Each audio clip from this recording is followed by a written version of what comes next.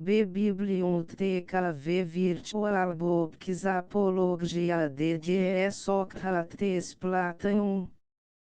Duas edição especial para distribuição gratuita pela internet, através da VirtualBooks. A VirtualBooks gostaria de receber suas críticas e sugestões sobre suas edições. Sua opinião é muito importante para o aprimoramento de nossas edições. vbooks02@terra.com.br. Estamos à espera do seu e-mail. Sobre os direitos autorais, fazemos o possível para certificarmos-nos de que os materiais presentes no acervo são de domínio público, 70 anos após a morte do autor, ou de autoria do titular. Caso contrário, só publicamos material após a obtenção de autorização dos proprietários dos direitos autorais. Se alguém suspeitar que algum material do acervo não obedeça a uma destas duas condições, pedimos, por favor, avise-nos pelo e-mail vbooks03@terra.com.br para que possamos providenciar a regularização ou a retirada imediata do material do site. www.virtualbooks.com.br/copyright Copyright 20002003 VirtualBooks Online MM Editores Limitada Rua Benedito Valadares 429 Centro 35660-000 Pará de Minas, MG. Todos os direitos reservados. All rights reserved. Versão eletrônica do livro Apologia de Sócrates. Autor, Platão. Créditos da digitalização, membros do grupo de discussão Acrópolis, Filosofia, homepage do grupo, http://dr.egroups.com/group/acrápolis/ distribuição desse arquivo, e de outros baseados nele, é livre, desde que se dê os créditos da digitalização aos membros do grupo Acrópolis e se cite o endereço da homepage do grupo no corpo do texto do arquivo em questão, tal como está acima. 3. A Apologia de Sócrates. Primeira parte. Sócrates apresenta a sua defesa e o que vós, cidadãos atenienses, haveis sentido com o manejo dos meus acusadores, não sei. O certo é que eu, devido a eles, quase me esquecia de mim mesmo, tão persuasivos foram. Contudo, não disseram nada de verdadeiro. Mas, entre as muitas mentiras que divulgara uma, acima de todas, eu admiro, aquela pela qual disseram que deveis ter cuidado para não ser desenganados por mim, como homem hábil no falar. Mas, então, não se envergonham disto, de que logo seriam desmentidos com fatos, quando eu me apresentasse diante de vós, de nenhum modo hábil oreider. Essa me parece a sua maior imprudência se, todavia, denominam hábil no falar aquele que diz a verdade. Porque, se dizem exatamente isso, poderei confessar que sou orador, não porém à sua maneira. Assim, pois, como acabei de dizer, pouco ou absolutamente nada disseram da verdade, mas, ao contrário, eu vô-la direi em toda a sua claridade. Contudo, por Zeus, não ouvireis, por certo, cidadãos atenienses, discursos enfeitados de locuções e de palavras, ou adornados como os deles, mas coisas ditas. 4. Simplesmente com as palavras que me vierem à boca, pois estou certo de que é justo o que eu digo, e nenhum de vós espera outra coisa. Em verdade, nem conviria que eu, nesta minha idade, me apresentasse diante de vós, ó cidadãos, como um jovenzinho que estuda os seus discursos. Todavia, cidadãos atenienses, isto vos peço, se sentirdes que me defendo com os mesmos raciocínios com os quais costumo falar nas feiras, ou nos lugares onde muitos de vós me tendes ouvido, não vos espanteis por isso, nem provoqueis clamor, porquanto, é esta a primeira vez que me apresento diante de um tribunal, e com mais de 70 anos de idade.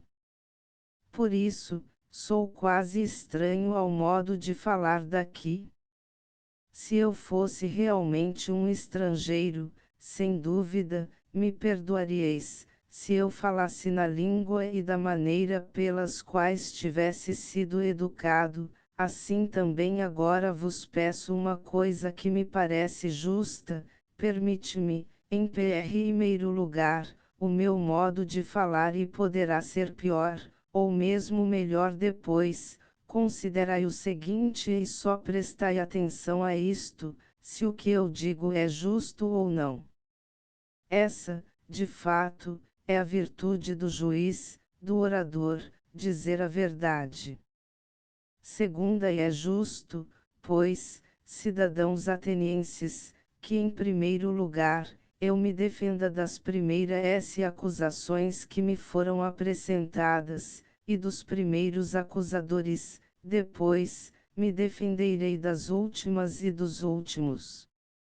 Porque muitos dos meus acusadores têm vindo até vós há bastante tempo, talvez anos, sem jamais dizerem a verdade, a esses eu temo mais do que a Anito e aos seus companheiros, embora também sejam temíveis esses últimos. Mais temíveis porém são os primeiros, ó cidadãos, os quais tomando a maior parte de vós, desde crianças, vos persuadiam e me acusavam falsamente, dizendo-vos que há um tal Sócrates, homem douto, especulador das coisas celestes e investigador das subterrâneas, e que torna mais forte a razão mais fraca. Esses, cidadãos atenienses, que divulgaram tais coisas, são os acusadores que eu temo, pois aqueles que os escutam julgam que os investigadores de tais coisas não acreditam nem mesmo nos deuses. Esses acusadores são muitos e me acusam há muito tempo, e, além disso, vos falavam naquela idade em que mais facilmente podíeis dar crédito, quando ereis crianças e alguns de vós ainda muito jovens, acusando-me com pertinaz tenacidade, sem que 5 ninguém me defendesse. E o que é mais absurdo é que não se pode saber nem dizer os seus nomes, exceto, talvez, algum comediógrafo. Por isso, quantos, por inveja ou calúnia, vos persuadiam, e os que, convencidos, procuravam persuadir a outros, são todos, por assim dizer, inabordáveis, porque não é possível fazê-los comparecer aqui, nem refutar nenhum deles, mas devo eu mesmo me defender, quase combatendo com sombras, sem que ninguém me responda. Admite, também vós, como eu digo, que os meus acusadores são de duas espécies, uns, que me acusaram recentemente, outros, há muito, e dos quais estou falando, e convinde que devo me defender primeiramente destes, porque também vós os ouvistes e casar-me em primeiro lugar e durante muito mais tempo tu e estes outros últimos. Então, cidadãos atenienses, devo defender-me e procurar remover de vossa mente, em tão rápida hora, a má opinião acolhida por vós durante tanto tempo. Eu desejaria consegui-lo, e seria o melhor, para vós e para mim, se, defendendo-me, obtivesse algum proveito, mas vejo a coisa difícil, e bem percebo por quê. De resto, se direi como Deus quiser, agora é preciso obedecer à lei, e me defender. Terceira, prossigamos, pois, e vejamos, de início, qual é a acusação, de onde nasce a calúnia contra mim, baseado neste processo que Meleto me moveu. Ora bem, o que diziam os caluniadores ao caluniar-me? É necessário ler a ata da acusação jurada por esses acusadores. Sócrates comete crime e perde a sua obra, investigando as coisas terrenas e as celestes, e tornando mais forte a razão mais débil, e ensinando isso aos outros. Eis, mais ou menos, a acusação, e isso já vistes, na comédia de Aristófanes, onde aparece, aqui e ali, um Sócrates que diz caminhar pelos ares e exibe muitas outras tolices, das quais não entendo nem muito, nem pouco. E não digo isso por desprezar tal ciência, se é que há alguma sabedoria nela, mas o fato é, cidadãos atenienses, que de maneira alguma me ouço de semelhantes coisas, e apresento as testemunhas, vós mesmos, e peço que vos informeis reciprocamente, e mutuamente vos interrogueis quantos de vós me ouviram discursar algum dia, e muitos dentre vós sois desses, perguntai-vos uns aos outros se alguém seis alguma vez me ouviu falar, ou muito, ou pouco, sobre tais assuntos, e então reconhecereis que tais são, do mesmo modo, as outras mentiras que dizem de mim. Quarta, na realidade, nada disso é verdadeiro e, se tendes ouvido de alguém que instruo e ganho dinheiro com isso, não é verdade. Embora, em realidade, isso me pareça bela coisa, que alguém seja capaz de instruir os homens, como Gorgias Leontino, Pródico de Cu, e Hippias de Élide. Porquanto, cada um desses, ó cidadãos, passando de cidade em cidade, é capaz de persuadir os jovens, os quais poderiam conversar gratuitamente com todos os cidadãos que quisessem, é capaz de persuadir a estar com eles, deixando as outras conversações. Mas aqui há outro erudito de Peras, o qual eu soube que veio para junto de nós, porquê encontrei por acaso um que despendeu com os sofistas mais dinheiro que todos os outros juntos, Calias de Hipônico. Tem 2 filhos e eu o interroguei, Calias, se os teus filhinhos fossem potrinhos ou bezerros, deveríamos escolher e pagar para eles um guardião, o qual os deveria aperfeiçoar nas suas qualidades inerentes, seria uma pessoa que entendesse de cavalos e de pecuária. Mas, como são homens, qual é o mestre que deves tomar para eles? Qual é o que sabe ensinar tais virtudes, a humana e a civil? Creio bem que tens pensado nisso uma vez que tens 2 filhos. Haverá alguém ou não?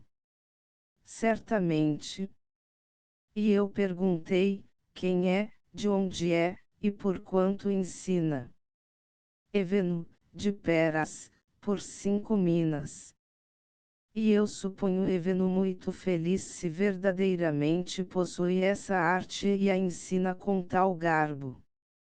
Mas o que é certo é que também eu me sentiria altivo e orgulhoso, se soubesse tais coisas. Entretanto, o fato é, cidadãos atenienses, que eu não sei.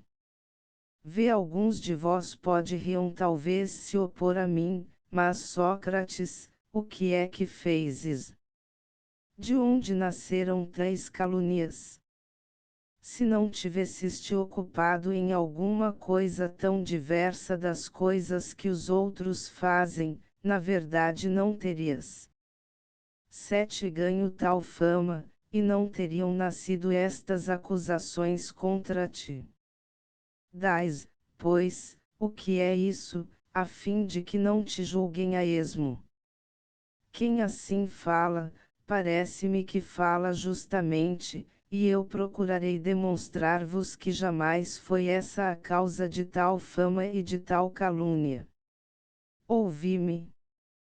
Talvez possa parecer a algum de vós que eu esteja gracejando, entretanto, sabei, ó bem, eu vos direi toda a verdade. Porque eu, cidadãos atenienses, se conquistei esse nome, foi por alguma sabedoria. Que sabedoria é essa?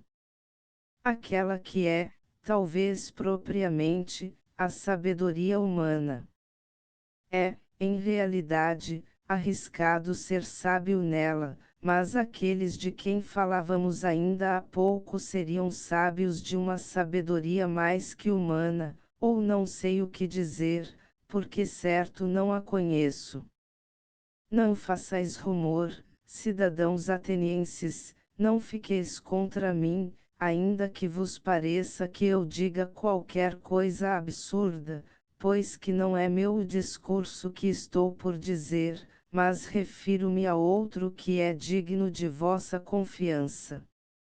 Apresento-vos, de fato, o Deus de Delfos como testemunha de minha sabedoria, se eu a tivesse, e qualquer que fosse. Conheceis bem Querofonte. Era meu amigo desde jovem, também amigo do vosso Partido Democrático, e participou de vosso exílio e convosco repatriou-se. E sabeis também como era Querofonte, veemente em tudo aquilo que empreende-se. Uma vez, de fato, indo a Delfos, ousou interrogar o oráculo a respeito disso e não façais rumor, por isso que digo perguntou-lhe, pois, se havia alguém mais sábio do que eu. Ora, a pitonisa respondeu que não havia ninguém mais sábio. E a testemunha disso é teu irmão, que aqui está. Sexta, considerai bem a razão por que digo isso, estou para demonstrar-vos de onde nasceu a calúnia. Em verdade, ouvindo isso, pensei, que queria dizer o Diues e qual é o sentido de suas palavras obscuras.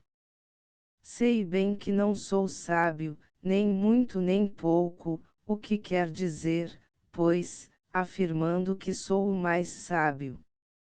Certo não mente, não é possível. E fiquei por muito tempo em dúvida sobre o que pudesse dar. Depois de grande fadiga resolvi buscar a significação do seguinte modo, fui a um daqueles detentores da sabedoria, com a intenção de refutar, por meio dele, sem dúvida, o oráculo, e, com 3 provas, opor-lhe a minha resposta, este é mais sábio que eu, enquanto tu dizias que eu sou o mais sábio. Examinando esse tal não. 8 importa o nome, mas era, cidadãos atenienses, um dos políticos, este de quem eu experimentava essa impressão e falando com ele, afigurou-se-me que esse homem parecia sábio a muitos outros e principalmente a si mesmo, mas não era sábio. Procurei demonstrar-lhe que ele parecia sábio sem o ser. Daí me veio o ódio dele e de muitos dos presentes. Então, pus-me a considerar, de mim para mim, que eu sou mais sábio do que esse homem, pois que, ao contrário, nenhum de nós sabe nada de belo e bom, mas aquele homem acredita saber alguma coisa, sem sabê-la, enquanto eu, como não sei nada, também estou certo de não saber. Parece, pois, que eu seja mais sábio do que ele, nisso ainda que seja pouca coisa, não acredito saber aquilo que não sei. Depois desse, fui a outro daqueles que possuem ainda mais sabedoria que esse, e me pareceu que todos são a mesma coisa. Daí veio o ódio também deste e de muitos outros. Sétima depois prossegue sem mais me deter. Embora vendo, amargurado e temeroso, que esse estava incorrendo em ódio, mas também me parecia dever fazer mais caso da resposta do Deus. Para procurar, pois útil e queria dizer o oráculo, eu devia ir a todos aqueles que diziam saber qualquer coisa. E então, cidadãos atenienses, já que é preciso dizer a verdade, me aconteceu o seguinte: procurando segundo o dedo do Deus, pareceu-me que os mais estimados eram quase privados do melhor, e que, ao contrário, os outros, reputados ineptos, eram homens mais capazes, quanto à sabedoria. Ora, é preciso que eu vos descreva os meus passos, como de quem se caçava para que o oráculo se tornasse acessível a mim. Depois dos políticos, fui aos poetas trágicos e, dos ditirâmbicos fui aos outros, convencido de que, entre esses, eu seria de fato apanhado como mais ignorante do que eles.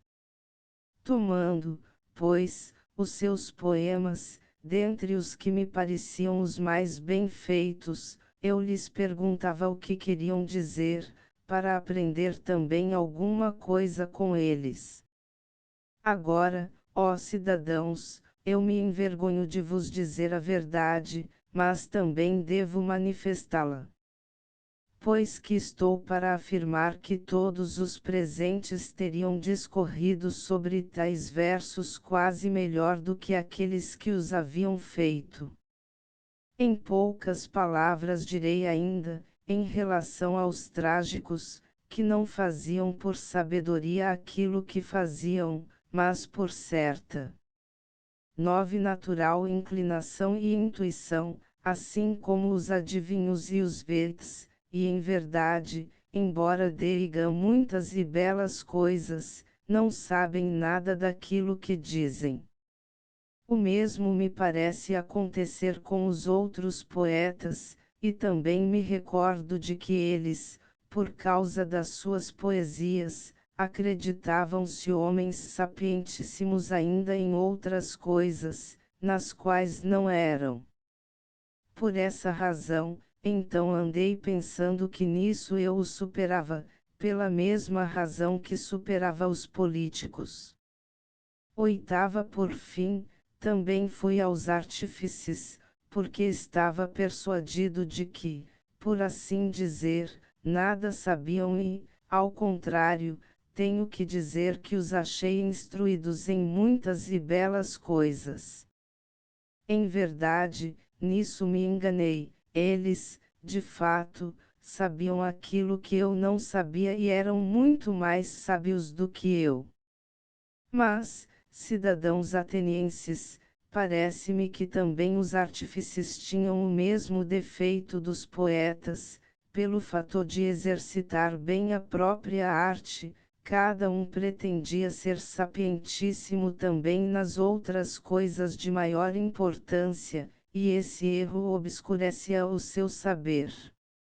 Assim, eu ia interrogando a mim mesmo, a respeito do que disse o oráculo, se devia mesmo permanecer como sou, nem sábio da sua sabedoria, nem ignorante da sua ignorância, ou ter ambas as coisas, como eles o têm.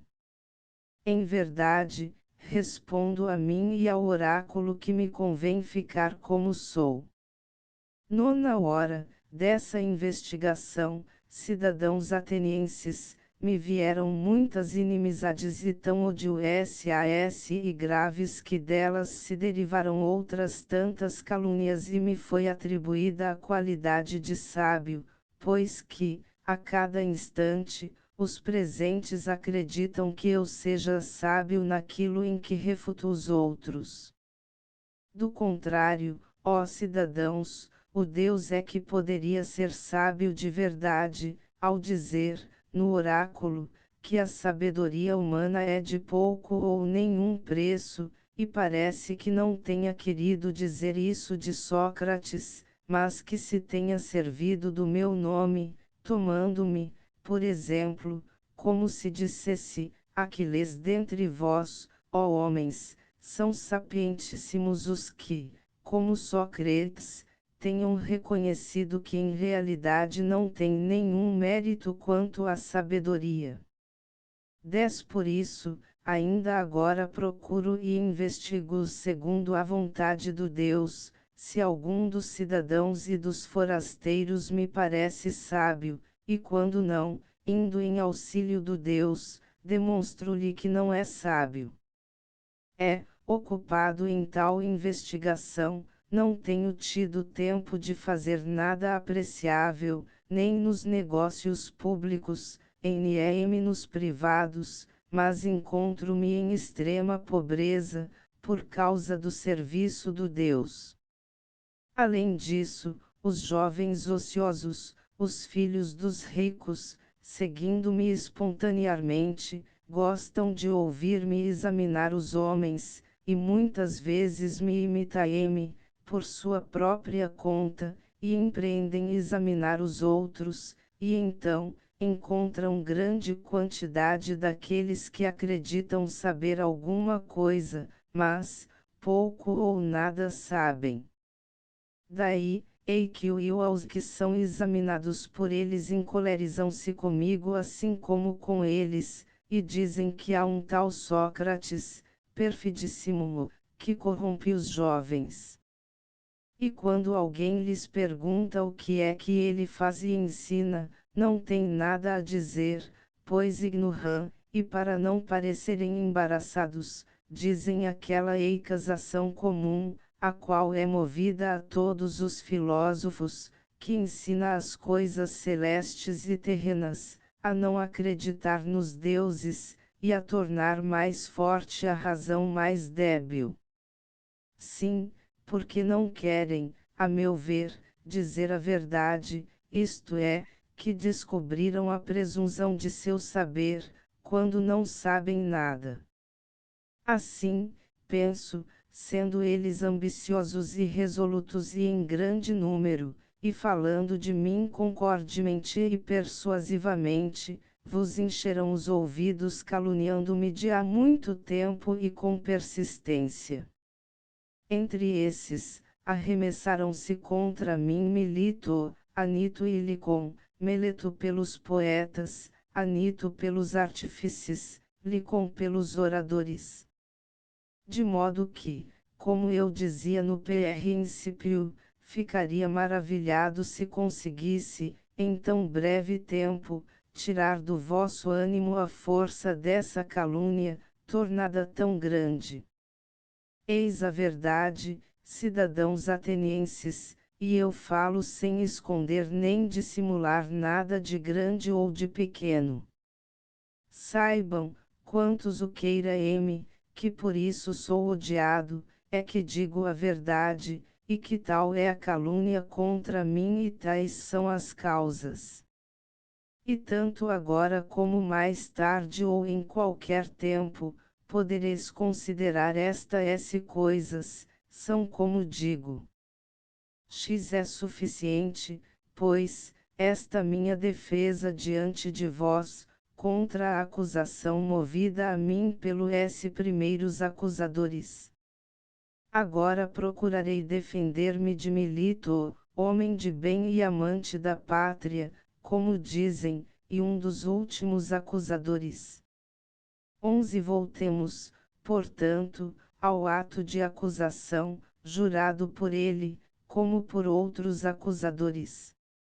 É mais ou menos assim. Sócrates comete crime corrompendo os jovens e não considerando como deuses os deuses que a cidade considera, porém outras divindades novas.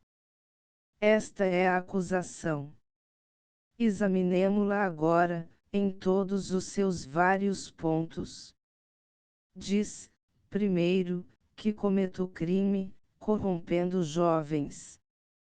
Ao contrário, eu digo, cidadãos atenienses, Meleto é quem comete crime, porque brinca com coisas graves, conduzindo com facilidade os homens ao tribunal, aparentando ter cuidado e interesse por coisas e m que o id e f até o n c a pensou.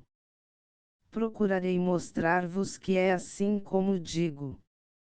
11 Agora, diz-me, Meleto, não é verdade que te importa bastante que os jovens se tornem cada vez melhores, tanto quanto possível? Sim, é certo. Vamos, pois, diz-lhes quem os torna melhores, é claro que tu o deves saber, sendo coisa que te preocupa, tendo de F até o IN seu NTR AD o que o IMUS seu RR o MPI, seu MUAF e RMAS, o MAV e Z que me trouxeste aqui e me acusas. Continua, fala e indica-lhes quem os torna melhores. Vê, Meleto, calas e não sabes o que dizer. Ao contrário, não te parece vergonhoso e suficiente prova do que justamente eu digo, que nunca pensaste em nada disso. Mas diz, homem de bem, quem os torna melhores? As leis. Mas não pergunto isso, ótimo homem, mas qual o homem que sabe, em primeiro lugar isso exatamente, as leis? Aqueles, Sócrates, os juízes. Como, Meleto, esses são capazes de educar os jovens e os tornar melhores? Como não? Todos, ou alguns apenas, e outros não. Todos. Muito bem respondido, por era, vê quanta abundância de pessoas úteis. Como? Também estes, que nos escutam, tornam melhores os jovens, ou não? Também estes. E os senadores?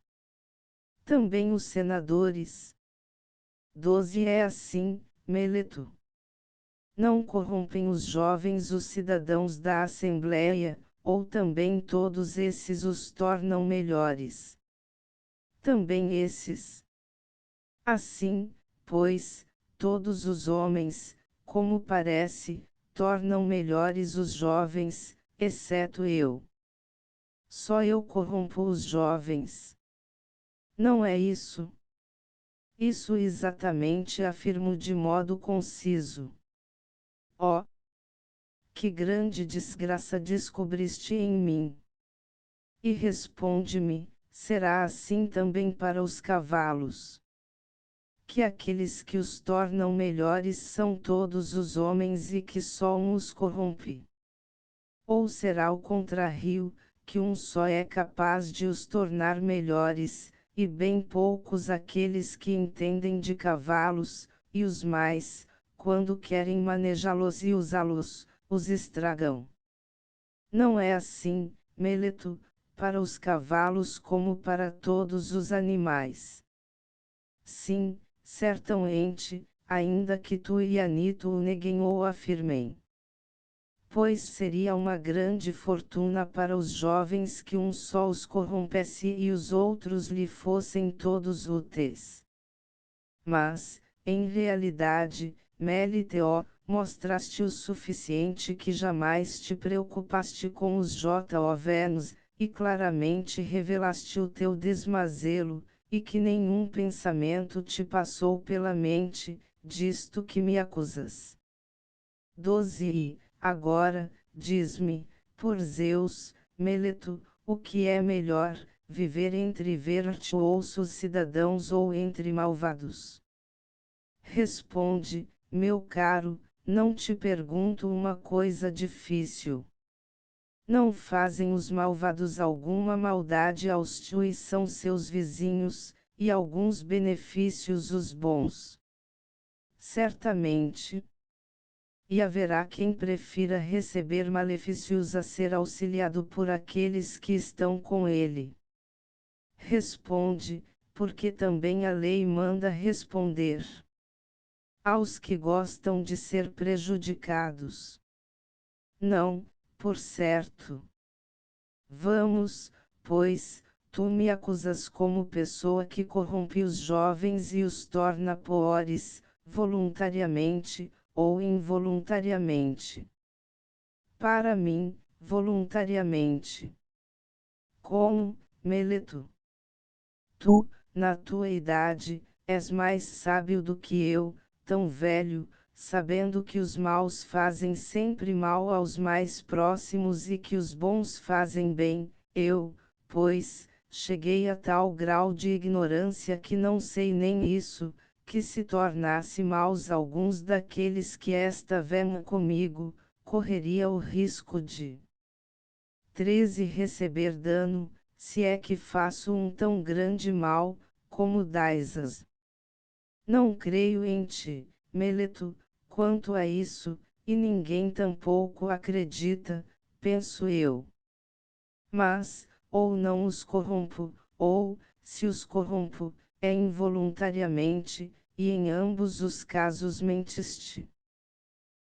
Se os corrompo involuntariamente, não há leis que mandem trazer aqui alguém, por tais fatos involuntários, mas há as que mandam conduzi-lo em particular, instruindo-o, advertindo-o. É claro que se me convencer, cessarei de fazer o que estava fazendo sem querer. Tu, ao contrário, evitaste encontrar-me e instruir-me, não o quisiste, e me conduzis aqui, onde a lei ordena citar aqueles que têm necessidade de pena e não de instrução. 13 Mas, cidadãos atenienses, os fatos evidenciaram o que eu sempre disse. Nunca Meleto prestou atenção a tais coisas, nem muita, nem pouca. Todavia, explica, Meleto, o que significa a tua expressão, dizendo que corrompo os jovens.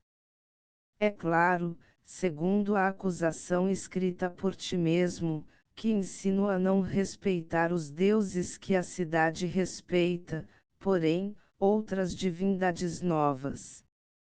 Não dais as de e os corrompo, ensinando tais coisas. Sim, é isso mesmo que eu digo, sempre que posso. Assim, pois, Meleto, por estes mesmos deuses, de que agora está falando, fala ainda mais claro, a mim e aos outros. Não consigo entender se dais as que eu ensino a acreditar que existem certos deuses e em verdade creio que existem deuses, e não sou de todo ateu, nem sou culpado de tal erro, mas não são os da cidade, porém outros, e disso exatamente me acusam, dizendo que eu creio em outros deuses. Ou dais as que eu mesmo não creio inteiramente nos deuses e que ensino isso aos outros. Eu digo isso, que não acreditas inteiramente nos deuses. Admirável Meleto, a quem disse eu isso? Não creio, pois, do mesmo modo que os outros homens, que o sol e a lua são deuses. Não, por Zeus, ó juízes, ele disse de fato que o sol é uma pedra, e a lua, terra. Tu acreditas acusar Anaxágoras, caro Meleto, e me desprezas tanto e me consideras tão privado de letras a ponto de não saber que os livros de Anaxágoras Clazomenio estão. 14 CHIUSDITAISRACIUCNIUS DIM o deu que o IUSJOVINSAPRINDIM coisas de mim, pelas quais podem talvez, pagando todos no máximo uma dracma, rir-se de Sócrates, quando se lhe atribui arrogância, embora isso pareça estranho. Mas, por Zeus, assim te parece, que eu creio que não exista nenhum Deus. Nenhum, por Zeus, nenhum mesmo. És de certo indigno de fé, Meleto, e também a ti mesmo, me parece, tais coisas são inacreditáveis. Porque este homem, cidadãos atenienses, me parece a própria arrogância e imprudência, e certamente escreveu essa acusação por medo, intemperança e leviandade juvenil.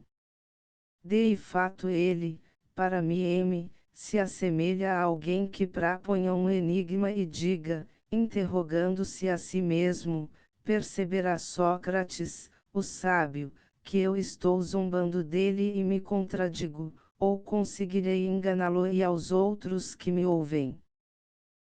Ao contrário, me parece que, no ato da acusação, se contradiz de propósito, como se dissesse, Sócrates comete crime, não acreditando nos deuses, mas acreditando nos deuses. E isso, na verdade, é fazer zombaria. 14 Considerai, pois, comigo, ó cidadãos, de que modo me parece que ele diz isso. Responde-nos tu, Meleto, e vós, como pedi a princípio, não façais tumulto contra mim, se conduzo o raciocínio desse modo. Existem entre os homens, Meleto, os que acreditam que há coisas humanas e que não há homens. Que responda ele, ó juízes, sem resmungar ora uma coisa ora outra. Aos que acreditam que não há cavalos, e coisas que tenham relação com os cavalos sim. Ou acreditam que não há flautistas, e coisas relativas à flauta sim. Não há? Ótimo homem, se não queres responder, digo eu, aqui, a ti e aos outros presentes. Mas, ao menos responde a isto, a quem acredite que há coisas demoníacas, e demônios não. Não há? Ó! Como estou contente que tenhas respondido de má vontade, constrangido por outros. Tu dás-as, pois, que eu creio e ensino coisas demoníacas, sejam novas, sejam velhas, portanto, segundo o teu raciocínio, eu creio que há coisas demoníacas e o juraste na tua acusação. Ora, se creio que há coisas demoníacas, certo é absolutamente necessário que eu creia também na existência dos demônios. Não é assim. Assim é, estou certo de que o admites, porque não respondes. E não. 15 Teu M U I M A P R I C cedilha U S D I M U N I U S seu M U D I U S I S U F I L H U S D e deuses. Sim, ou não? Sim, é certo?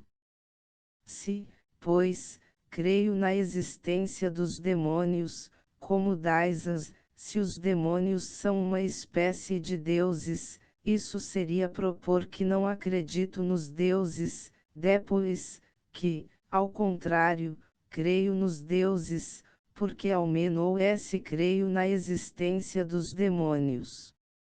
Se, por outra parte, os demônios são filhos bastardos dos deuses com as ninfas, ou outras mulheres, das quais somente se dizem nascidos, quem jamais poderia ter a certeza de que são filhos dos deuses se não existem deuses?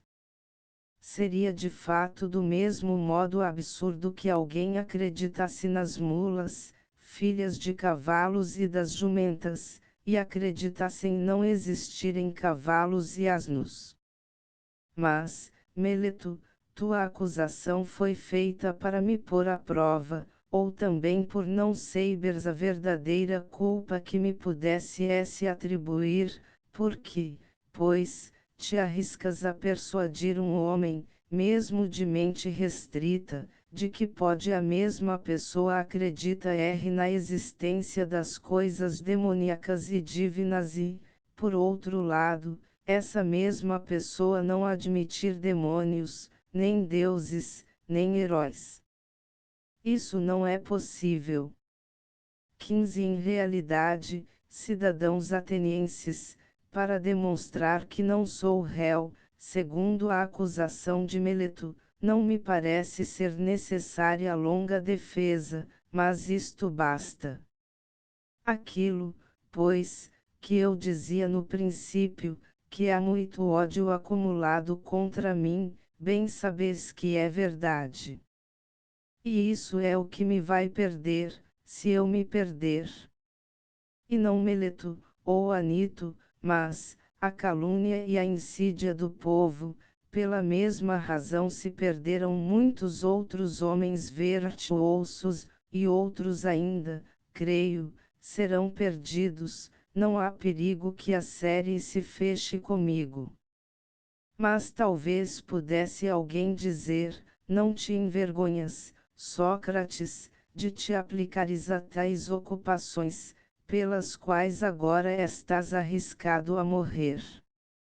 A isso, porei justo raciocínio, e é o seguinte: não estás falando bem, meu caro, se acreditas que um homem, de qualquer utilidade, por menor que seja, deva fazer caso dos riscos de viver ou morrer e, ao contrário, só deve considerar uma coisa, quando fizer o que quer que seja, deve considerar se faz coisa justa ou injusta, se está agindo como homem virtuoso ou desonesto. Porquanto, segundo a tua opinião, seriam desprezíveis todos aqueles 16 semideuses que morreram em Troia. Com eles, o filho de Tétis, o qual, para não sobreviver à vergonha, desprezou de tal modo o perigo que, desejoso de matar Heitor, não deu ouvidos à predição de sua mãe, que era uma deusa, a qual lhe deve ter dito mais ou menos isto: filho, se vingares a morte de teu amigo Patroclo e matares Heitor, tu mesmo morrerás, porque, imediatamente depois de Heitor, o teu destino estará terminado. Ouviu tais palavras, não fez nenhum caso da morte e dos perigos, e, temendo muito mais o viver ignóbil e não vingar os amigos, disse: morra eu imediatamente depois de ter punido o culpado, para que não permaneça aqui como objeto de riso, junto das minhas nós recurvas inútil fardo da terra. Crês que tenha feito caso dos perigos e da morte? Porque em verdade assim é, cidadãos atenienses, onde quer que alguém tenha colocado, reputando o melhor posto, ou se for ali colocado pelo comandante, tem necessidade, a meu ver, de ir firme ao encontro dos perigos, sem se importar com a morte ou com coisa alguma, a não ser com as torpezas. 16 Gravíssimo erro deveria considerar, cidadãos atenienses, quando os comandantes, por vós eleitos para me dirigirem, me assinalaram um posto em Potideia, em Anfípolo, em Délio, não ter ficado eu onde me colocaram como qualquer outro e correndo perigo de morte. Quando, pois, o Deus me ordenava, como penso e estou convencido, que eu devia viver filosofando e examinando a mim mesmo e aos outros, então eu, se temendo a morte ou qualquer outra coisa, tivesse abandonado o meu posto, isso seria deveras intolerável. Nesse caso, com razão, alguém poderia conduzir-me ao tribunal, e acusar-me de não acreditar na existência dos deuses, desobedecendo ao oráculo, e temendo a morte, e reputando-me sábio sem o ser. Pois que, ó cidadãos, o temer da morte não é outra coisa que parecer ter sabedoria, não tido. É de fato parecer saber o que não se sabe. Ninguém sabe, na verdade, se por acaso a morte não é o maior de todos os bens para o homem, e entretanto todos a temem, como se soubessem, com certeza, que é o maior dos males. E o se não ignorância, de todas a mais reprovável, acreditar sabe aquilo que não se sabe. Eu, por mim, ó cidadãos, talvez nisso seja diferente da maioria dos 17 homens, eu diria isto, não sabe do bastante das coisas do rei delas não fugirei. Mas fazer injustiça, desobedecer a quem é melhor e sabe mais do que nós, seja Deus, seja homem, isso é que é mal e vergonha. Não temerei nem fugirei das coisas que não sei se, por acaso, são boas ou más. Anito disse que, ou não se devia, de ao princípio, trazer-me aqui, ou, uma vez que me trouxeram, não ser possível deixarem de me condenar à morte, afirmando que, se eu me salvasse, imediatamente os vossos filhos, seguindo os ensinamentos de Sócrates, estariam de fato corrompidos.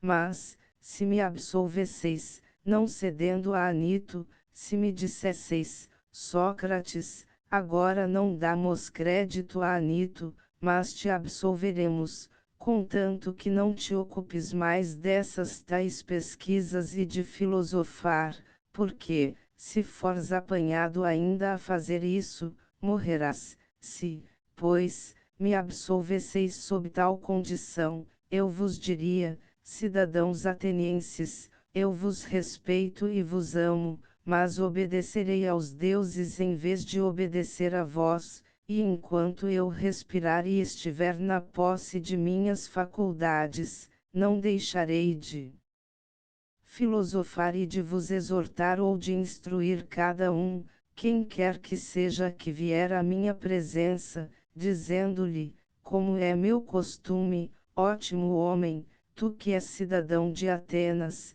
da cidade mais famosa pelo saber e pelo poder, não te envergonhas de fazer caso do dinheiro, da glória e das honrarias e, depois, não fazer caso e nada te importares com a sabedoria nem com a verdade. Se algum de vós o testar e prometer cuidar, não o deixarei já, nem irei embora, mas o interrogarei e o examinarei e o convencerei e, em qualquer momento que pareça que não possui virtude, convencido de que a possuo, o reprovarei, porque faz pouquíssimo caso das coisas de grandíssima importância e grande caso das parvoices. E isso o farei com quem quer que seja que me apareça, seja jovem ou velho, forasteiro ou cidadão, tanto mais com os cidadãos quanto mais me sejam vizinhos por nascimento. Isso justamente é o que me manda o Deus, e vós o sabeis, e creio que nenhum bem maior tendes na cidade, maior que este meu serviço do Deus. Por toda parte eu vi-o persuadindo a todos, jovens e velhos, a não se preocuparem exclusivamente, e nem tão ardentemente, com o corpo e com as riquezas, como devem preocupar-se com a alma, para que ela seja quanto possível melhor, e vou dizendo que a virtude não nasce da riqueza, mas da virtude vem, aos homens, as riquezas e todos os outros bens, tanto públicos como privados. 18 Se, falando assim, eu corrompo os jovens, tais raciocínios são prejudiciais, mas se alguém disser que digo outras coisas que não essas, não diz a verdade. Por isso vos direi, cidadãos atenienses, que secundado ei night ou não, absolvendo-me ou não, não farei outra coisa, nem que tenha de morrer muitas vezes. 17 Não façais rumor, cidadãos atenienses, mas perseverai no que vos estou dizendo, isto é, não vocifereis pelas coisas que vos digo, mas ouvi-me, pois escutando-me, penso que tirareis proveito. Aqui estou para vos dizer algumas outras coisas, e talvez, por isso, levantareis a voz, mas não o deveis fazer. Sabei, ó bem, se me condenais a morrer, a mim que sou tal como eu digo, não causareis maior dano a mim que vós mesmos. De fato, nem Meleto, nem Anito me poderiam fazer mal em coisa em alguma, isso jamais seria possível, pois que não pode acontecer que um homem melhor receba dano de um pior. É possível que me mandem matar, ou me exilem, ou me tolham os direitos civis, mas provavelmente eles ou quaisquer outros reputam tais coisas como grande males, ao passo que eu não considero assim, e, ao contrário, considero muito maior mal fazer o que agora eles estão fazendo, procurando matar injustamente um homem. Ora, pois, cidadãos atenienses, estou bem longe de me defender por amor a mim mesmo, como alguém poderia supor, mas por amor a vós, para que, condenando-me, não tenhais de cometer o erro de repelir o do de mim que vos fez o Deus.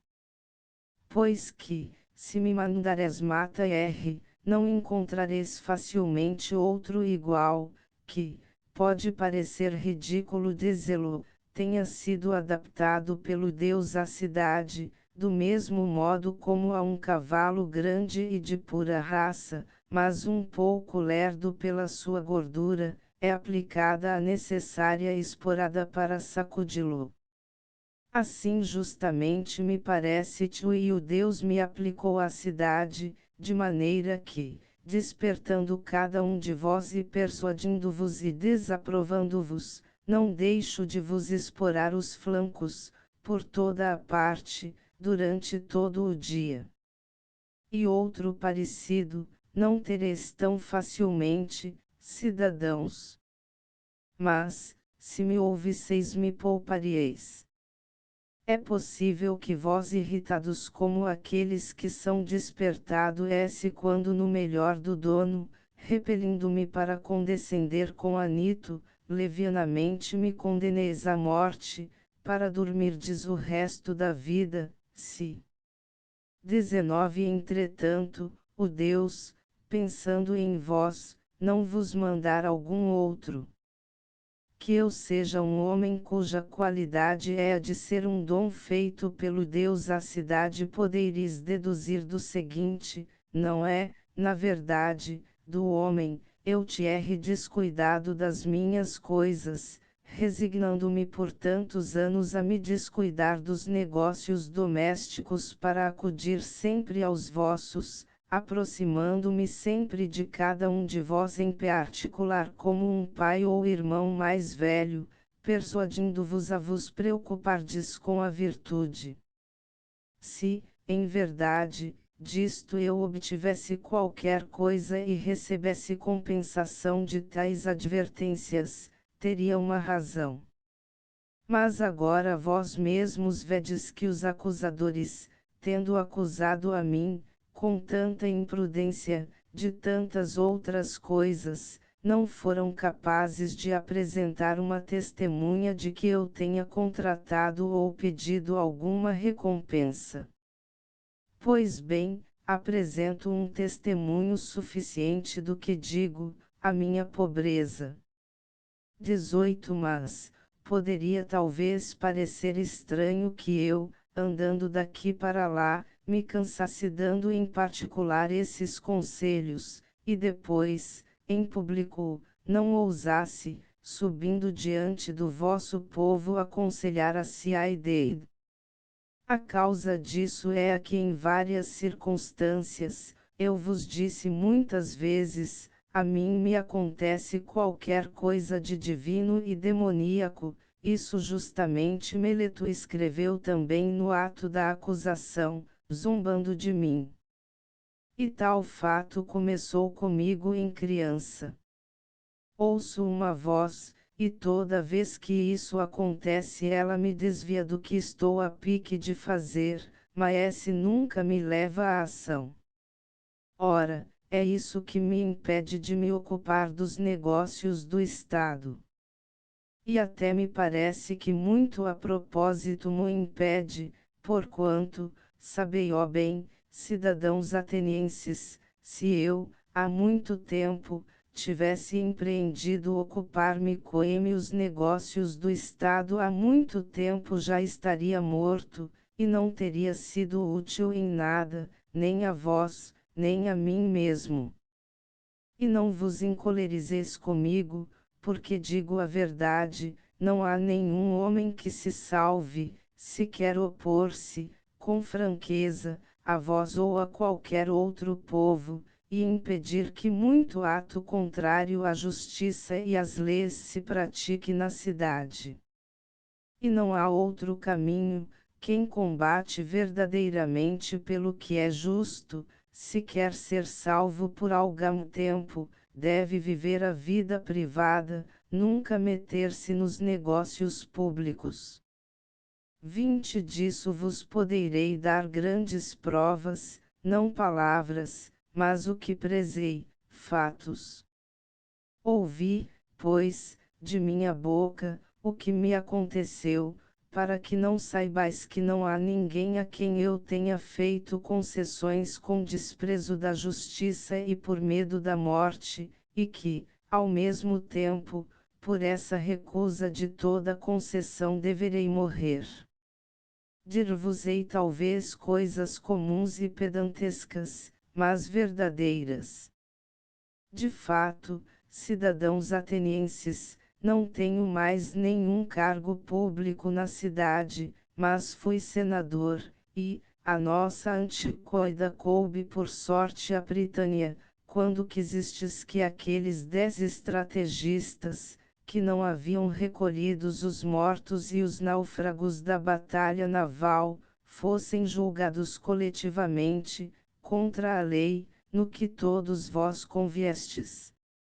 Então somente eu, dos britanos, me opus a vós, não querendo agir em oposição à lei, e votei contra. Embora os oradores estivessem prontos a me acusar e me prender, e vós os encorajasseis vociferando, mesmo assim, achei que me convinha mais correr perigo com a lei e com o que era justo, do que, por medo do cárcere e da morte, estar convosco, vós que deliberáveis o injusto. Isso acontecia quando a cidade era ainda governada pela democracia. Quando veio a oligarquia, os 30, novamente tendo-me chamado, em quinto lugar, ao tolo, ordenaram-me que fosse a Salamina buscar o Elion Salamínio, para que fosse morto.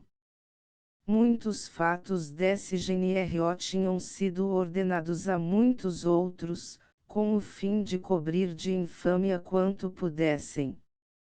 Também naquele momento, não com palavras, mas com fatos, demonstrei de novo que a morte não me importava, ou me importava menos que um figo, eu diria se não fosse indelicado dizê-lo.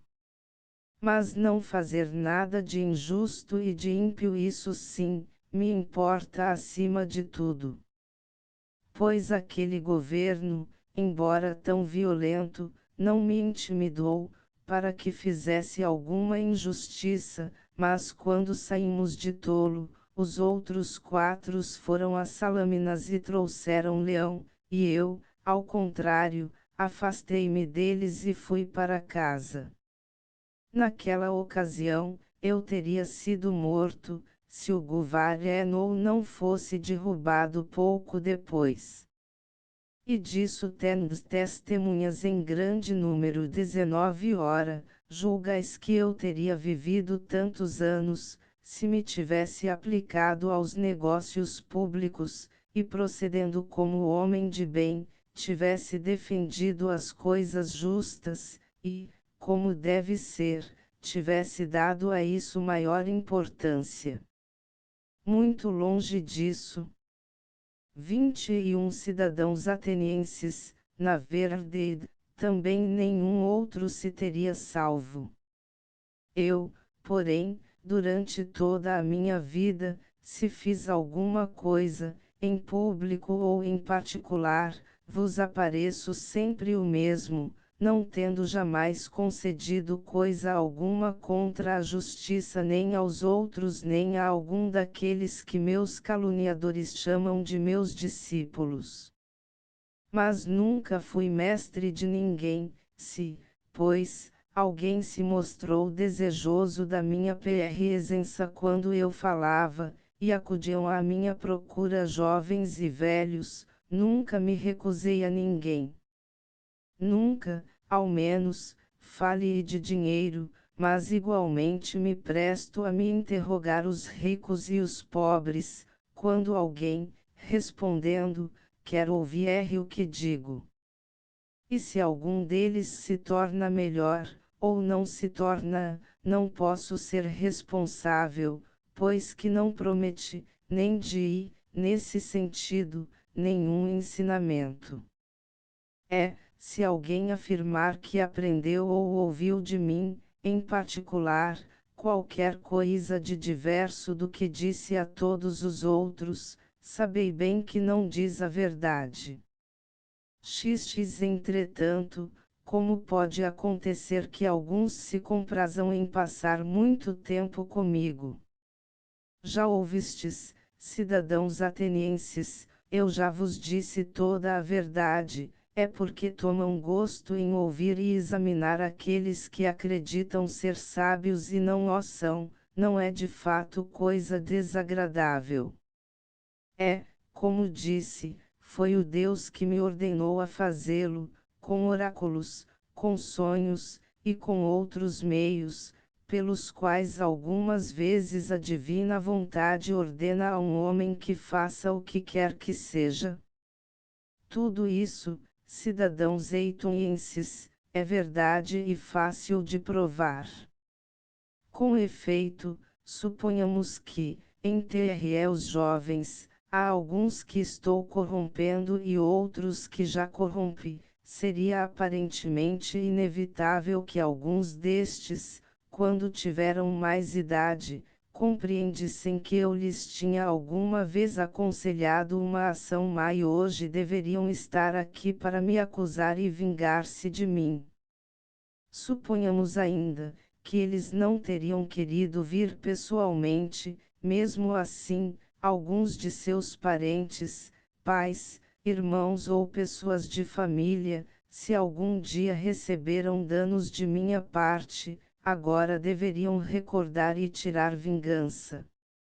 Mas eis que vejo aqui presentes muitos desses, primeiro Criton, meu contemporâneo e do mesmo Demos, pai de Critóbulo, depois Lisânias Tadeufécio, pai de Epigenes, além destes outros cujos irmãos estiveram comigo na intimidade. 22 Nicostrato, filho de Teusoides e irmão de Teodoto, e Teodoto, que já é falecido, não poderia impedir a Nicostrato de falar contra mim.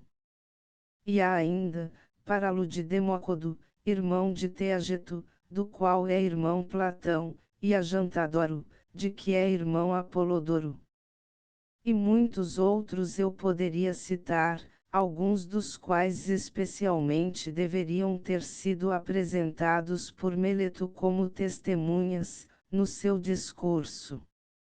Mas, se agora se esquivam, Aos presentes aqui eu lhes permito deserenciar qualquer coisa dessa natureza. Mas vós, ó juízes, sois de parecer contrário, achareis que todos estão prontos a me ajudar, mas incorruptíveis homens já de idade avançada, parentes daqueles, que razão teriam para me ajudar senão aquela, reta e justa, convencidos de que Meleto mente e que eu digo a verdade.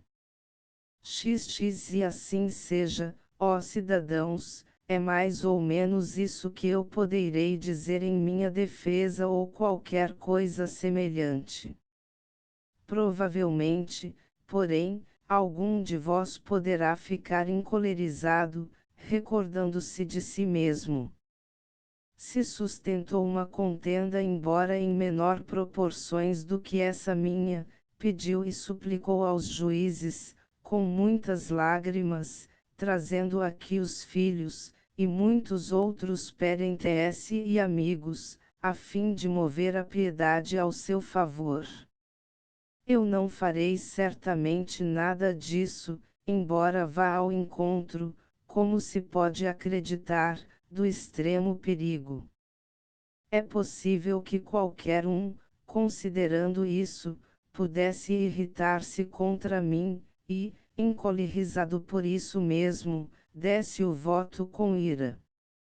Se, de fato, algum de vós está em tal estado de alma, a mim me parece que poderei dizer-lhe o seguinte: também eu, meu caro, tenho uma família, e bem posso, como em Homero, dizer que não nasci de um carvalho nem de um rochedo, pois eu também tenho parentes e filhinhos, ó cidadãos atenienses. 3. Um já jovenzinho e duas meninas, mas, contudo, não farei vir aqui em nenhum deles para vos rogar a minha absolvição. Por que razão não farei nada disso? Não é por soberbia, ó atenienses, nem por desprezo que eu tenha por vós, mas que eu seja corajoso ao menos defronte à morte, isto é outra coisa. Tratando-se de honra, não me parece belo, nem para mim nem para vós, para toda a cidade, que eu faça tal, na idade em que estou, e com este nome de sábio que me dão, seja ele merecido ou não.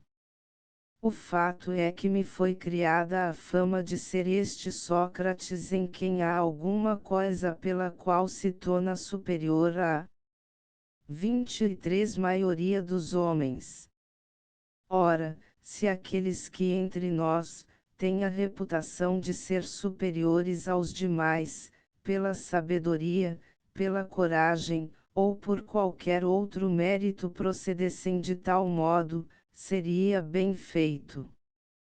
Frequentemente já note essa atitude, quando são elas julgadas, em pessoas que, malgrado a reputação de homens de valor que têm, se entregam a extraordinárias manifestações, inspiradas pela ideia de que será coisa terrível ter de morrer, como se, no caso em que vós não o mandasseis à morte, devessem eles ser imortais. São esses homens que, a meu ver, cobrem a cidade de vergonha, e que poderiam suscitar entre os estrangeiros a convicção daqueles que os próprios atenienses escolheram, de preferência, para serem os seus magistrados e para as demais dignidades, não se diferenciem das mulheres. É um procedimento, atenienses, que não deverá ser o vosso, quando possuirdes reputação em qualquer gênero de valor que seja, e que não deveis permitir seja o meu, caso eu tenha alguma reputação, pois o que deveis fazer é justamente que se compreenda isto, que aquele que se apresenta no tribunal representando estes dramas lamentáveis será mais certamente condenado por vós do que o que permanece tranquilo. Mas mesmo não fazendo caso da reputação, ó cidadãos, não me parece também justo suplicar aos juízes e evitar a condenação com rogos, mas iluminá-los e persuadi-los. Que o juiz não cida já por isso, não dispense sentença a favor, mas a pronuncie retamente e jure condescender com quem lhe agrada, mas proceder segundo as leis. Por isso, nem nós devemos habituar-vos a proceder contra o vosso juramento, nem vós deveis permitir que nos habituemos a fazê-lo. Não espereis, cidadãos atenienses, que eu seja constrangido a fazer, diante de vós, coisas tais que não considero nem belas, nem justas, nem santas, especialmente agora, por Zeus, que sou acusado de impiedade por Meleto. É evidente que, se coeme todo o vosso juramento, eu vos persuadisse e com palavras vos forçasse, eu vos ensinaria a considerar que não existem deuses, e assim, enquanto me defendo, em realidade me acusaria, só pelo fato de não crer nos deuses. 24 Mas a coisa está bem longe de ser assim, porquanto, cidadãos atenienses, creio em eles, como nenhum dos meus acusadores, e encarrego a vós e ao Deus de julgar a mim, do modo que puder ser o melhor para mim e para vós. Segunda parte Sócrates é condenado e sugere a sua sentença e a minha impassibilidade, cidadãos atenienses, diante da minha condenação, entre muitas razões, deriva também desta, eu contava com isto, e até, antes me espanto do número dos dois partidos. Por mim, não acreditava que a diferença fosse assim de tão poucos, mas de muitos, pois, se somente 30 fossem da outra parte, eu estaria salvo. Nota, dos 501 juízes, 280 a favor e 220 contra. De Meleto, ao contrário, estou livre, me parece ainda, e isso é evidente a todos, se Anito e Licon não viessem aqui me acusar, Meleto teria sido multado em 1000 dracmas, não tendo obtido o quinto dos votos. Eles pedem, pois, para mim, a pena de morte. Pois bem, atenienses, que contraproposta vos farei eu? A que mereço, não é assim. Qual, pois? Que pena ou multa mereço eu, que em toda a vida não repousei um momento, mas descuidando daquilo que todos têm em grande conta, a aquisição de riquezas e a administração doméstica, e os comandos militares, e as altas magistraturas, e as conspirações, e os partidos que surgem na cidade, conservei-me na realidade de ânimo bastante brando para que pudesse, fugindo de tais intrigas, me livrar delas, não indo aonde a minha presença não fosse de nenhuma vantagem nem para vós nem para mim mesmo. Voltava-me, ao contrário, para os lados aonde eu poderia levar, a cada um em particular, os maiores benefícios, procurando persuadir cada um de vós a não se preocupar demasiadamente com suas próprias coisas, antes que de si mesmo, para se tornar quanto mais honesto e fosse possível, a não cuidar dos 25 negócios da cidade antes que da própria cidade, e preocupar-se, assim, do mesmo modo, com outras coisas. De que sou digno eu, tendo assim procedido.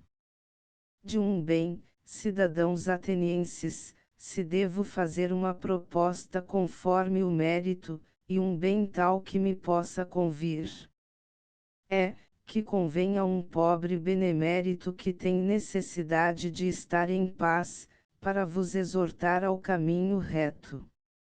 Não há coisa que melhor convenha, cidadãos atenienses, que nutrir um tal homem às expensas do Estado, no Pritaneu, merece ó bem mais que qualquer de vós que tenha sido vencedor nos Jogos Olímpicos, nas corridas de cavalos, de baigas ou quadrigas.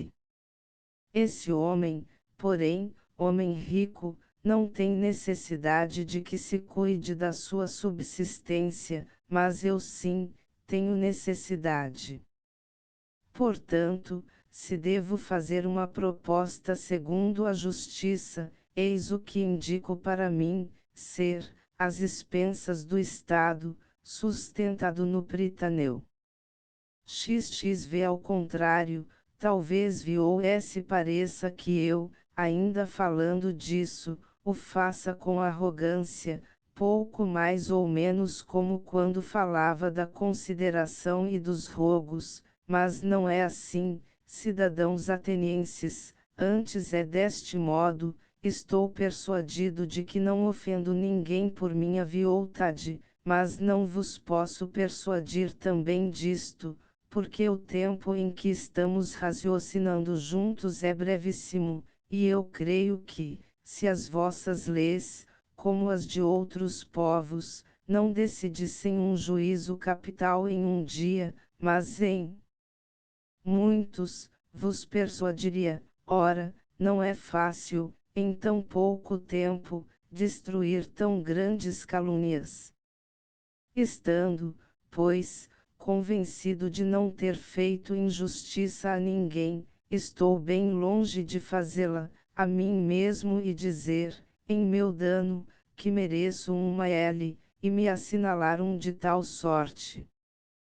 Que devo temer? É possível que eu não tenha de sofrer a pena que me assinala Meleto, e tu e eu digo ignorar se será um bem ou mal. Ao contrário disso, deverei escolher uma daquelas que sei bem ser um mal, e propor-me essa pena. O cárcere. E por que devo viver no cárcere, escravo do magistrado que o preside, escravo dos 11? Ou uma multa, ficando amarrado, enquanto não acabe de pagá-la. Seria, pois, o exílio que deveria propor como pena para mim. É possível que vós me indiqueis essa pena. Ah! Eu teria verdadeiramente um amor excessivo à vida se fosse irrefletido a ponto de não ser capaz de refletir nisso. Vós que sois meus concidadãos acabastes por não achar meios de suportar meus sermões.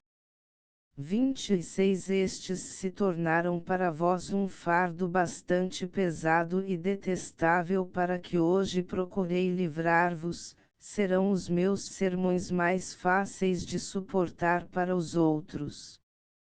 Muito longe disso, atenienses. Bela vida, em verdade, seria a minha, nesta idade, viver fora da pátria, passando de uma cidade a outra, expulso em degredo. Sei bem que onde quer que eu vá, os jovens ouvirão os meus discursos como aqui, se eu os repelir, eles mesmos me mandarão embora, convencendo os velhos a fazê-lo, e se não os repelir, os seus pais e parentes me mandarão embora igualmente, sob qualquer pretexto. XXV Ora, é possível que alguém perguntasse, Sócrates, não poderias viver longe da pátria, calado e em paz? Eis justamente o que é mais difícil fazer e aceita a alguns dentre vós, se digo que seria desobedecer ao Deus e que, por essa razão, eu não poderia ficar tranquilo, não acreditaríeis em mim, supondo que tal afirmação é, de minha parte, uma fingida ingenuidade. Se, ao contrário, digo que o maior bem para um homem é justamente este, falar todos os dias sobre a virtude e os outros argumentos sobre os quais me ouvistes raciocinar, examinando a mim mesmo e aos outros, que uma vida sem esse exame não é digna de ser vivida, ainda menos acreditaríeis ouvindo-me dizer tais coisas. Entretanto, é assim, como digo, ó cidadãos, mas aqui não é fácil ser persuasivo. Por outro lado, não estou habituado a acreditar que seja digno de algum mal. De fato, se tivesse dinheiro, eu me multaria em uma soma que pudesse pagar, porque não teria prejuízo algum, mas o fato é que não tenho. Só se quiser desmultar-me em tanto quanto eu possa pagar. Talvez eu vos pudesse pagar uma mina de prata, multo-me, pois em tanto. Mas Platão, cidadãos atenienses, Criton, Cristóbulo e Apolodoro me obrigam a multar-me em 30 minas, e oferecem fiança, multo-me, pois, em tanto, e eles vos serão fiadores dignos de crédito. 27 Terceira parte Sócrates se despede do tribunal SVI por não ter querido esperar um pouco mais de tempo. Atenienses, ireis obter, da parte dos que desejam lançar o opróbrio sobre a nossa cidade, a fama e a acusação de haver sido os assassinos de um sábio, de Sócrates. Porque, quem vos quiser desaprovar me chamará, sem dúvida, de sábio, embora eu não o seja. Pois bem, tivesseis esperado um pouco de tempo, a coisa seria resolvida por si, vós vedes, de fato, a minha idade. E digo isso não a vós todos, mas àqueles que me condenaram à morte.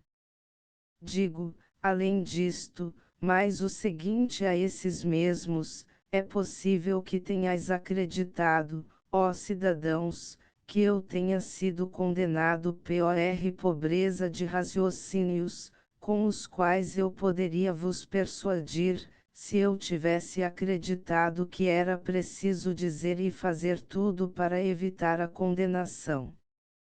Mas não é assim, caí por falta, não de raciocínios, mas de audácia e imprudência, e não por querer dizer-vos coisas tais que vos teriam sido gratíssimas de ouvir, choramingando, lamentando e fazendo e dizendo muitas outras coisas indignas, as quais, é certo, estais habituados a ouvir de outros.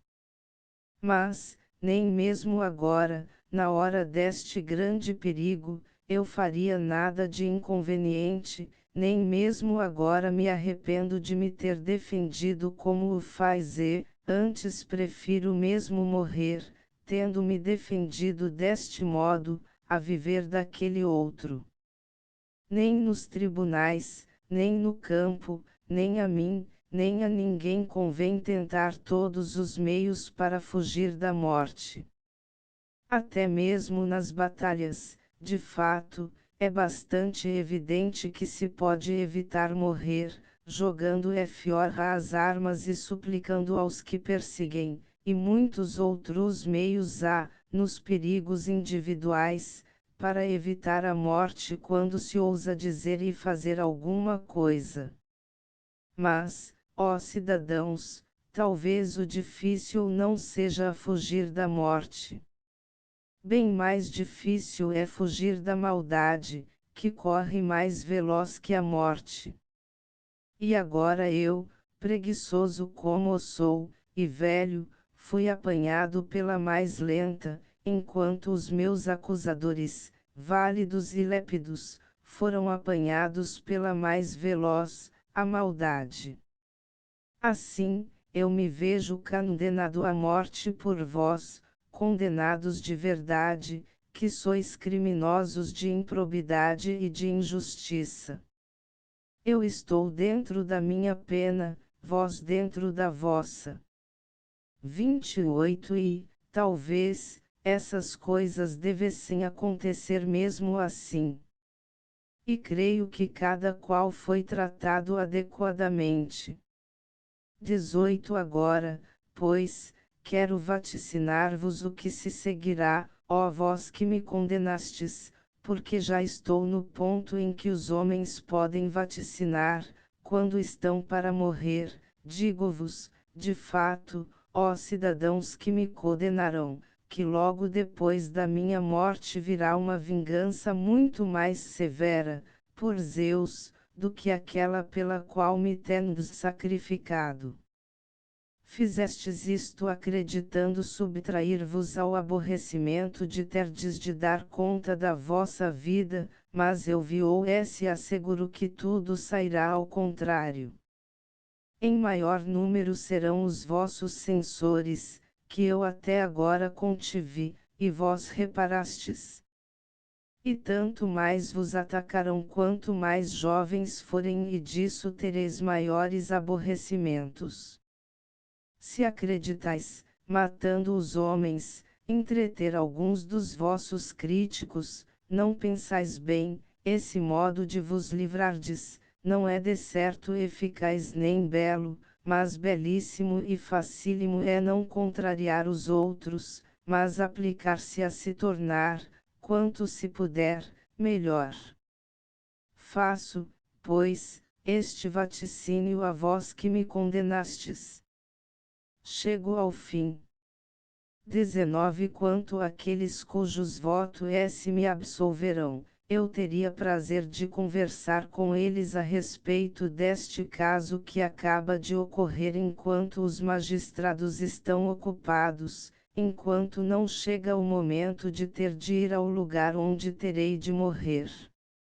Ficai, pois, comigo este pouco de tempo, ó cidadãos, porque nada nos impede de conversarmos mais um pouco, enquanto se pode.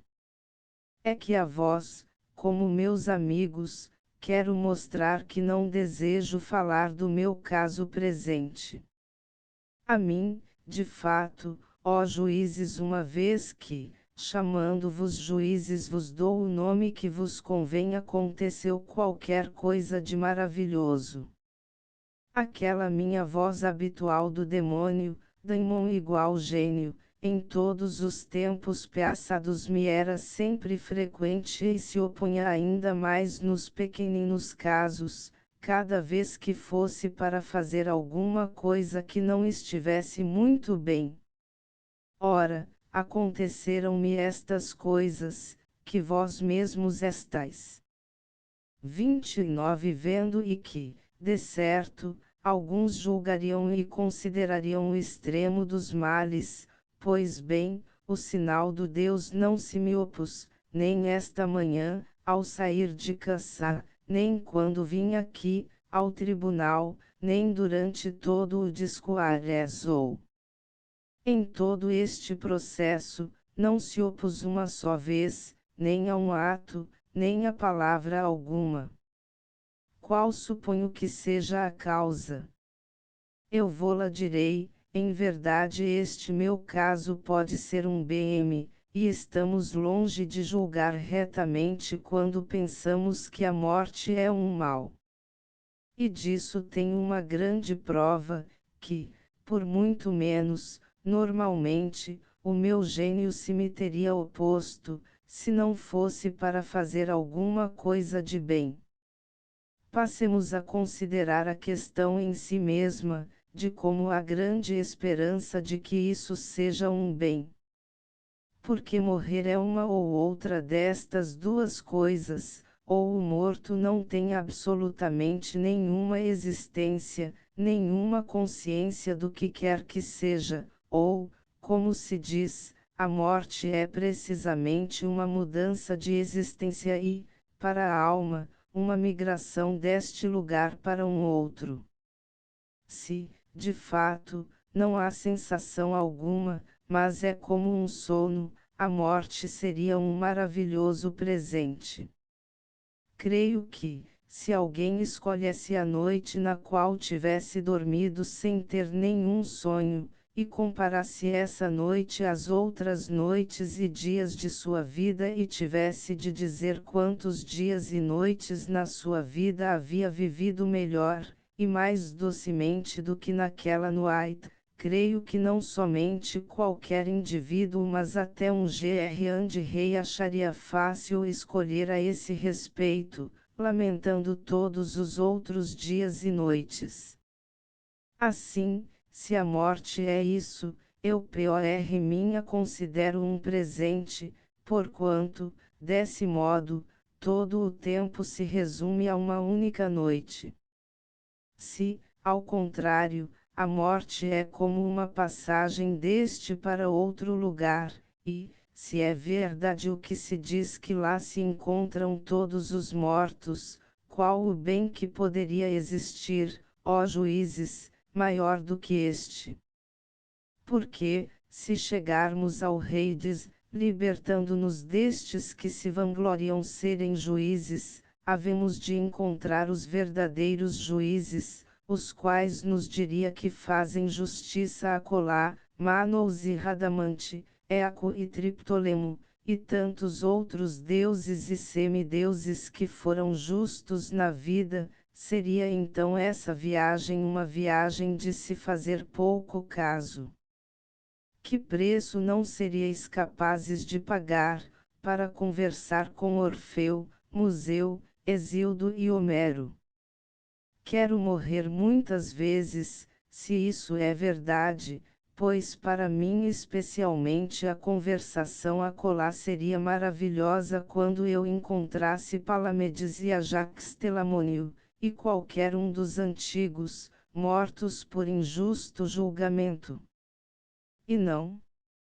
30 seria sem deleite, me parece, confrontar o meu com os seus casos e, o que é melhor, passar o tempo examinando e confrontando os de lá com os de cá, os últimos dos quais têm a pretensão de conhecer a sabedoria dos outros, e acreditam ser sábios sem o ser. A que preço, ó juízes, não se consentiria em examinar aquele que guiou o grande exército a Troia, Ulisses, Sísifo, ou os incontáveis outros? Isso constituiria inefável felicidade. Com certeza ei que os de lá são mais felizes do que os de cá, mesmo porque, são imortais, se é que o que se diz é verdade.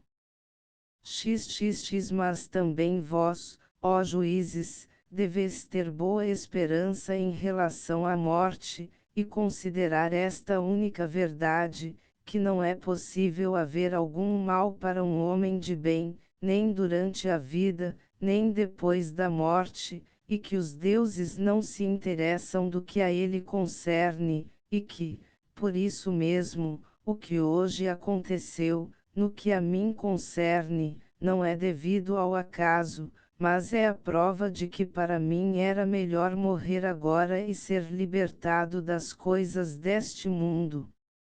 Eis também a razão porque a divina voz não me dissuadiu, e porque, de minha parte, não estou zangado com aqueles cujos votos me condenaram, nem contra meus acusadores.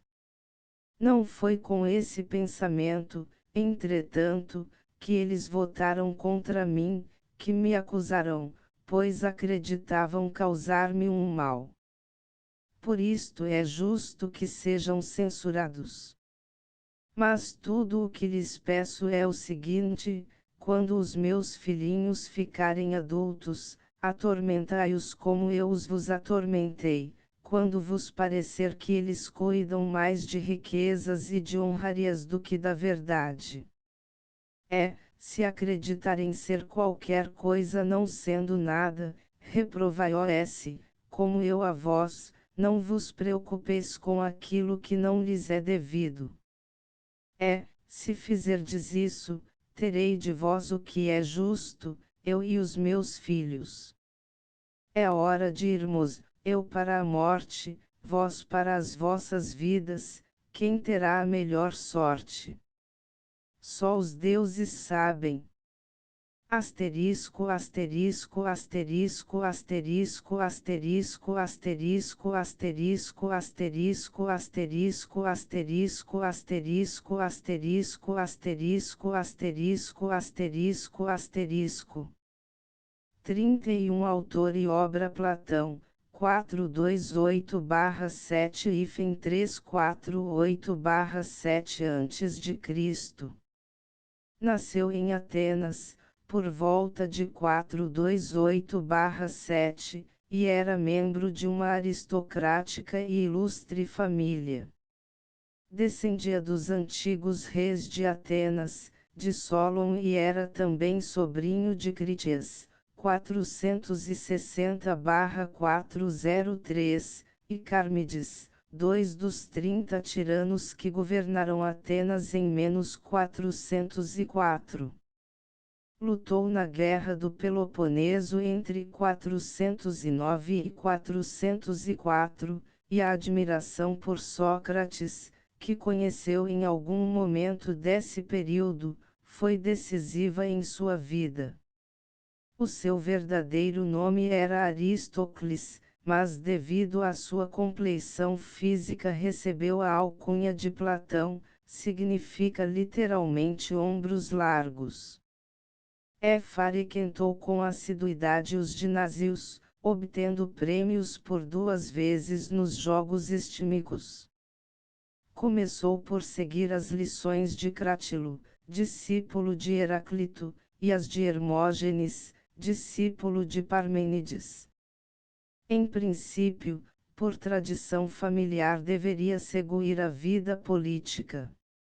Contudo, a experiência do governo dos 30 tiranos que governaram Atenas por imposição de Espartiei, 404/403 a.C., e da qual fazia parte 2 dos seus tios Cristias e Carmides, distanciaram-no desta opção de vida, pelo menos do modo como a política era exercida. O fato que mais o marcou foi a influência que sobre ele exerceu Sócrates, tendo-se feito seu discípulo por volta de 408, quando contava 20 anos. Nele encontrou o mestre, que veio a homenagear na sua obra, fazendo-o interlocutor principal da quase totalidade dos seus diálogos. Após a morte de Sócrates, em 399 a.C., Platão realizou inúmeras viagens, travando contato com importantes filósofos e escolas de pensamento suas contemporâneas.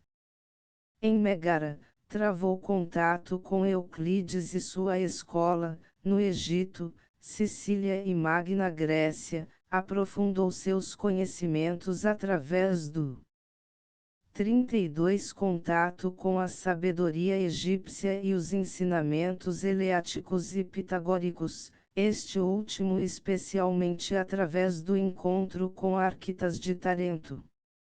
De passagem por Siracusa, ligou-se a Dion e Dionísio, tirano de Siracusa. Estas duas personagens desempenharam papel fundamental na posterior vida política de Platão. De volta a Atenas, fundou em 387 a Academia, passando a dedicar-se ao ensino e à composição de sua obra filosófica.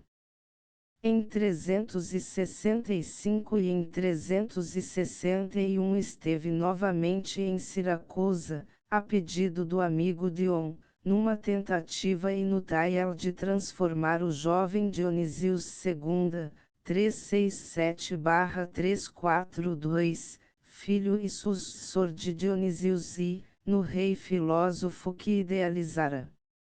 Desiludido com a dificuldade de colocar em prática suas ideias filosóficas, Platão não mais saiu de Atenas. Durante o último período da sua vida continuou a dirigir a academia, e escreveu o Timeu, o Critias e as leis que não chegou a acabar falecendo por volta de 347.